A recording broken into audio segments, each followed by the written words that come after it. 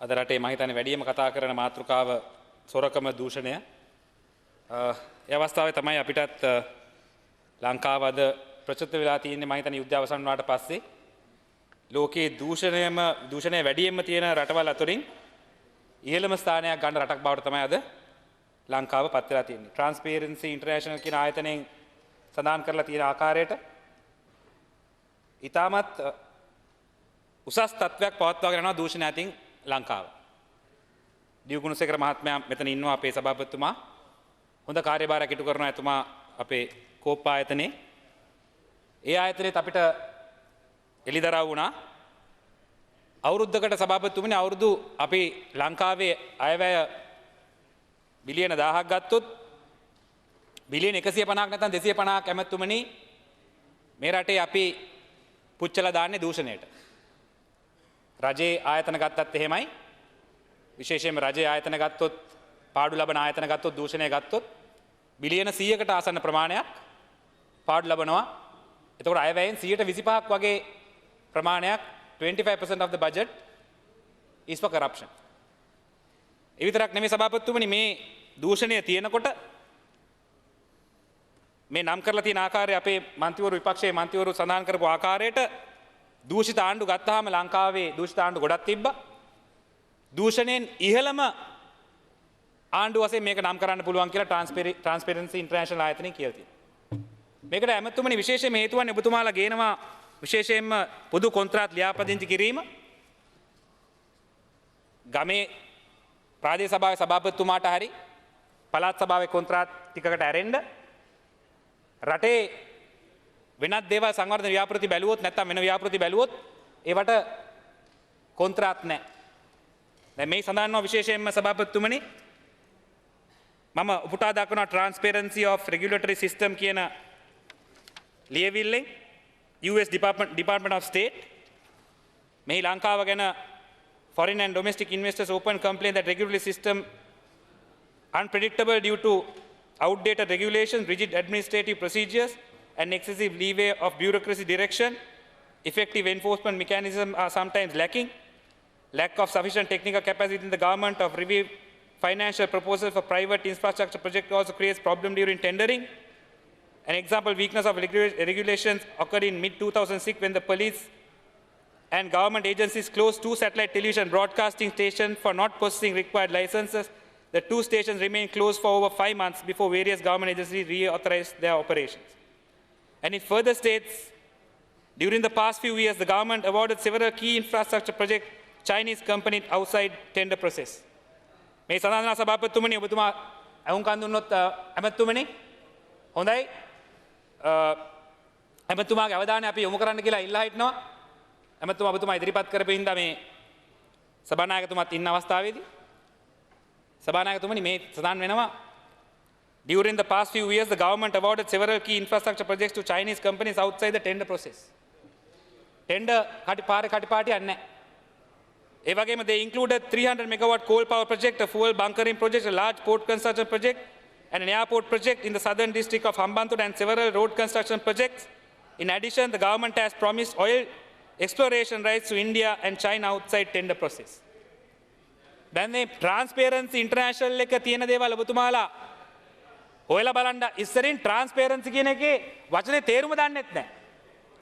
මේ රට පාලනය කරන පාලකයන් ඉඳලා පල්ලෙහාටම සභාපති ප්‍රාදේශ සභාවේ සභාපතිට යනකම් Transparency කියන්නේ මොකක්ද කියලා දන්නෙත් නැහැ. Conflict of interest කියන ඒවා දන්නෙත් නැහැ. අපේ දිනේෂ් අමතුමාලා එහෙම දන්නවා. හැබැයි ආණ්ඩුවේ අනිත් පිරිස දන්නේ නැහැ වගේ ඉන්නවා. තමන්ගේ සහෝදරයා එක කොම්පැනි එක ඉන්නවා, තමන්ගේ නෝනාගේ පුතා තව කොම්පැනියක් කරනවා. දැන් මේ පහම බිලියන 1500ක් ඇමතුමනි. කවුද කරන්නේ මේ බිලියන 1500න් බිස්නස් එක? ප්‍රභාත් නානායක්කාර සහ ඩිවිෂන් වික්‍රමසිංහ කියන දෙන්න. මම මේක සභාගත කරා. ඔබතුමාලා සාධාරණීකරණය කරන්නකො පොඩ්ඩක්වත් මේවා කොහොමද ටෙන්ඩර් පටිපාටිකින් තොරව මේකට දෙන්නේ කියලා.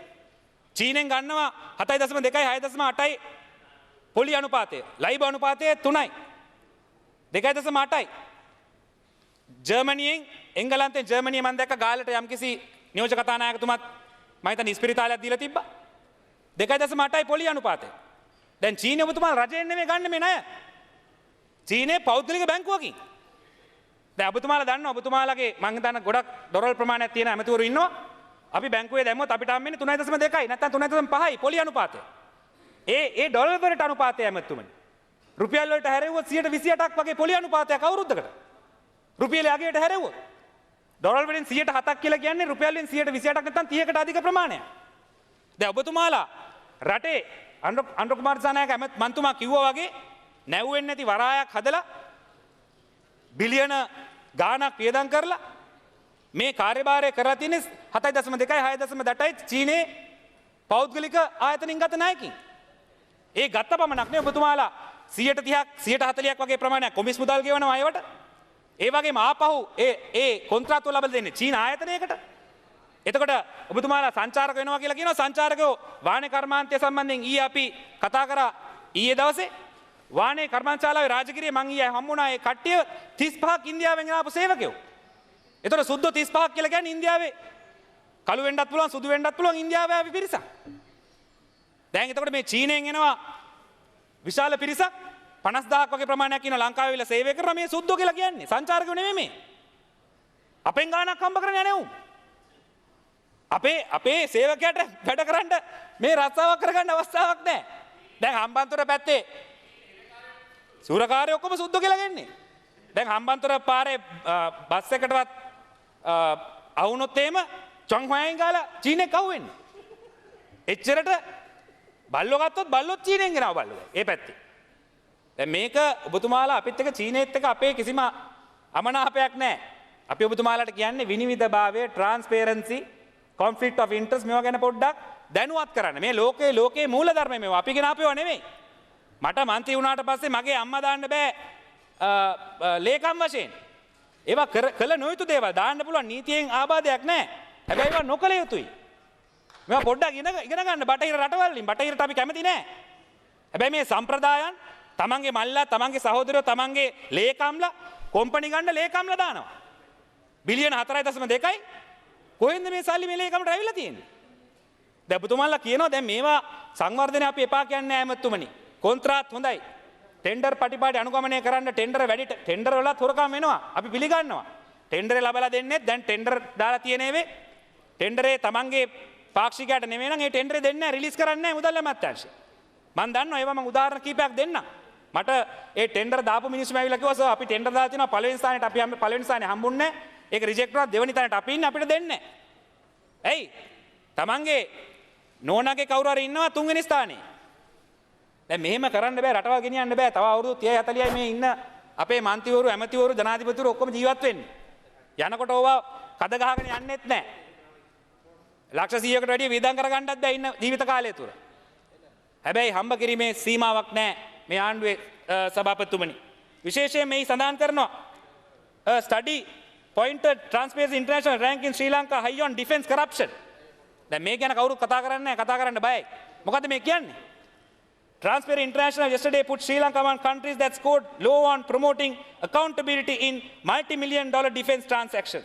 Releasing a first-time study on global defense corruption that evaluates 82 countries, Sri Lanka is placed in band E among mortally of nations including Afghanistan, Iran, Iraq and Tunisia. මෙන්න ඔබතුමාලගේ යාළුවෝ ලිබියාවේ ලොක්කා